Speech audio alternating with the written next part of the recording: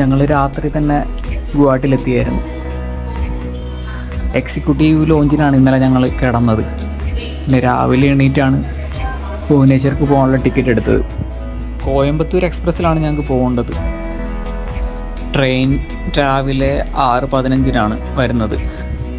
അരുണും ജിജേഷ് ചേട്ടനും സോമു ചേട്ടനും ഒക്കെ രാവിലെ തന്നെ റെയിൽവേ സ്റ്റേഷനിൽ എത്തി. അവരും ട്രെയിൻ വെയിറ്റ് ചെയ്തുകൊണ്ട് ലോഞ്ചിൽ തന്നെ ആയിരുന്നു ഇരുന്നത്.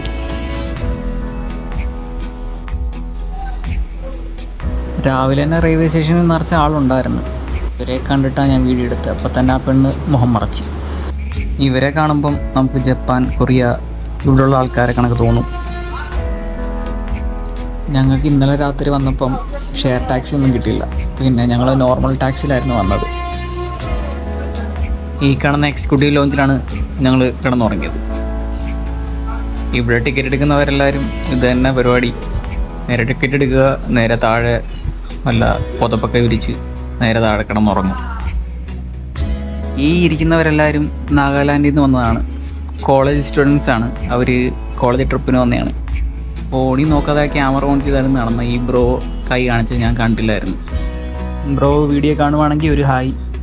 ഇവരെ എല്ലാവരും കാണാൻ നല്ല രസമുണ്ടായിരുന്നു. അതുകൊണ്ടാണ് എനിക്ക് വീഡിയോ എടുക്കാൻ മടിയായിട്ടും ഞാൻ ഇവരെ ആരും കാണാതെ എടുത്തതാണ്. ഈ ബ്രോ കൈ കാണിച്ചൊന്നും ഞാൻ കണ്ടുപോലും ഇല്ല.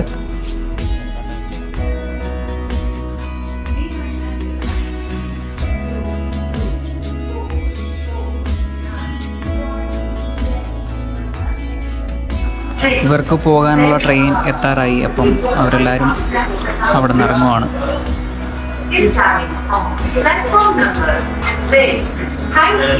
ബാക്കി 3 പേരും AC കമ്പാർട്ട്മെൻറ്റിലായിരുന്നു. ഞങ്ങൾ അന്നും ഇന്നും എന്നും ജനറൽ കോച്ചിലാണ് യാത്ര ചെയ്യുന്നത്. നമുക്കിരിക്കാൻ എവിടെയെങ്കിലും ഒരു സീറ്റ് കിട്ടിയാൽ മാത്രം മതി. തിരക്കുള്ളതൊന്നും വലിയ കാര്യമില്ല. പിന്നെ ഫോണൊന്ന് ചാർജ് ചെയ്യണം. ഇത്രയൊക്കെയുള്ള നമ്മുടെ ആഗ്രഹം. അവിടുന്ന് വിട്ട് ഉടനെ തന്നെ എനിക്ക് സൈഡ് സീറ്റ് കിട്ടി. ഇങ്ങോട്ട് വന്ന സമയത്ത് ആസാമിലോട്ട് നമ്മൾ എൻ്റർ ആകുന്ന ടൈം രാത്രിയായിരുന്നു. അപ്പം കുറച്ച് സ്ഥലങ്ങളൊക്കെ നമുക്ക് മിസ്സായി. നമുക്ക് വീഡിയോ എടുക്കാൻ പറ്റിയിട്ടില്ലായിരുന്നു. അപ്പോൾ ഇവിടെ ഇരുന്നുണ്ട് നമുക്ക് മിസ്സായ സ്ഥലങ്ങളൊക്കെ വീഡിയോ എടുക്കാമെന്ന് വിചാരിച്ച്. ഞാൻ വീഡിയോ എന്തായാലും ഒന്നും കട്ട് ചെയ്ത് കളയുന്നില്ല. ഫുൾ ലെങ്തിൽ തന്നെയാണ് ഇട്ടേക്കുന്നത്. എപ്പോഴെങ്കിലും കാണുമ്പം അത് കണക്ക് തന്നെ കാണാമല്ലോ. കാണാൻ ബുദ്ധിമുട്ടുള്ളവർക്ക് സ്കിപ്പ് അടിച്ച് പോവുകയും ചെയ്യും. ഗുവാഹത്തിയിൽ നിന്ന് ഭുവനേശ്വർ വരെ ജനറൽ കോച്ചിൽ 400 രൂപയാണ് ടിക്കറ്റ് ചാർജ്. നാളെ രാവിലെ 8 മണിക്ക് മുന്നേ ഭുവനേശ്വറിലെത്തും. പിന്നെ രാവിലെ ഉച്ചയ്ക്കൊക്കെ നമ്മൾ ഫ്രീ ആണ്. അപ്പം എനിക്കും സാധനം കൂടെ പുരിയിലൊക്കെ ഒന്ന് ജസ്റ്റ് പുരി ബീച്ച്, ജഗന്നാഥ ക്ഷേത്രം, പിന്നെ അടുത്ത് കാണാൻ പറ്റുന്ന സ്ഥലമൊക്കെ പോകണമെന്ന് ഒരു പ്ലാനുണ്ട്. പല സ്ഥലങ്ങളിലും പോയി ഫുട്ബോൾ കളി കാണുമ്പം അതിനടുത്തുള്ള പ്രധാനപ്പെട്ട ടൂറിസ്റ്റ് സ്പോട്ടിലൊക്കെ നമുക്ക് പോകാൻ കഴിയും. അങ്ങനെ നമുക്ക് ഒരു യാത്ര കൊണ്ട് തന്നെ പല നേട്ടങ്ങളുണ്ടാകും.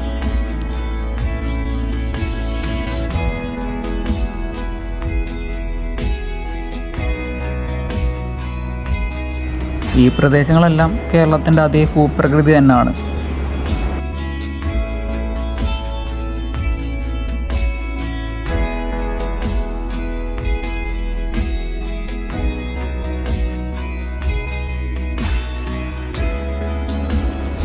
കുറേ നേരമായി എല്ലാവരും ഇരുന്ന് ഉറക്കമാണ്.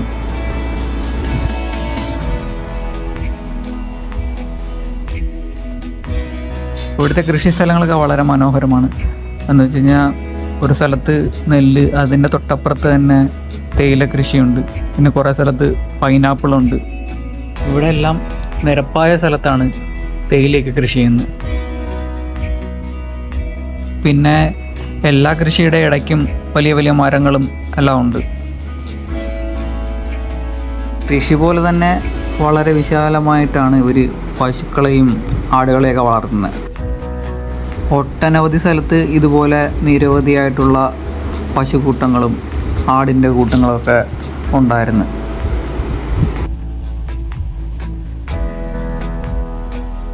നമ്മുടെ നാട്ടിലെ ടവർ പോലല്ല ഇവിടുത്തെ ടവറിൻ്റെ സ്ട്രക്ചർ. ഇവിടെ ഇച്ചിരി വ്യത്യസ്തമായിട്ടുള്ള ഒരു ടവറാണ് ഉള്ളത്.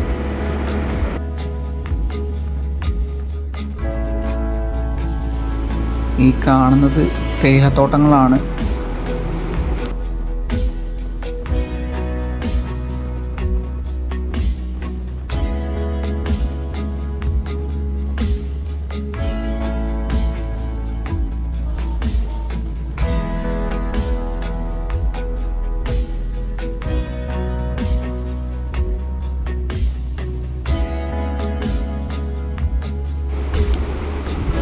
ഇവിടെ ഇടയ്ക്കിടയ്ക്ക് പൈനാപ്പിൾ കൃഷി ചെയ്യുന്നതും കാണാം.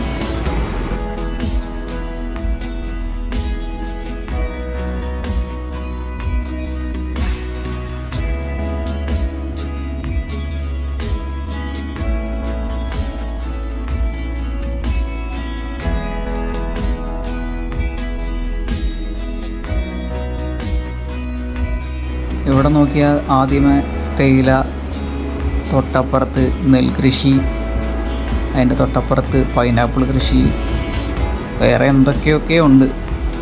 അതെന്തൊക്കെയാണെന്ന് അറിയാൻ മേല.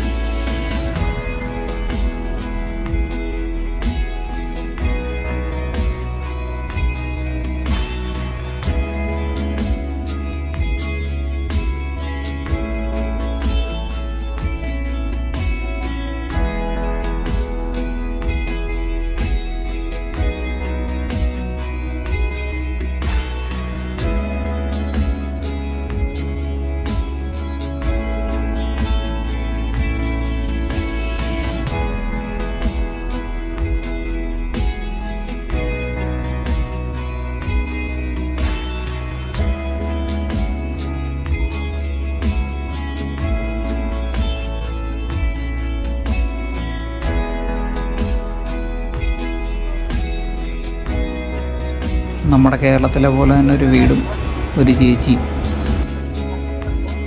30 രൂപയുടെ ട്രെയിനിലെ ഭക്ഷണം. ഇത് ട്രെയിനിൽ വെച്ച് പരിചയപ്പെട്ട സമീർ എന്ന് പറഞ്ഞ ആസാമിലുള്ള ആളാണ്. പുള്ളി ബാംഗ്ലൂർ പോവാണ് ജോലിക്ക്. സമീർ പ്രേമലുവിൻ്റെ വലിയൊരു ഫാനാണ്. പുള്ളി 20-30 തവണ പ്രേമലു കണ്ടിട്ടുണ്ട്. ഇവർ കാണുന്നത് ഹിന്ദി ഡബ്ഡ് വെർഷനാണ്. രാത്രിയായി, ഞങ്ങളിപ്പം കൊൽക്കത്തയിലെത്തി.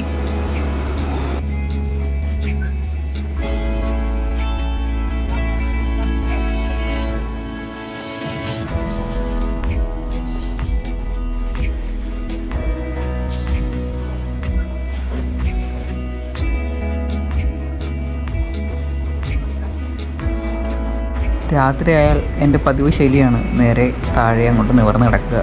സീറ്റിൻ്റെ അടിയിലോട്ട് നേരെ മാറിക്കിടക്കും. രാവിലെ വരെ അടിയിൽ കിടന്നുറങ്ങി. രാവിലെ എണീറ്റപ്പോൾ നല്ല മഴയുണ്ട്.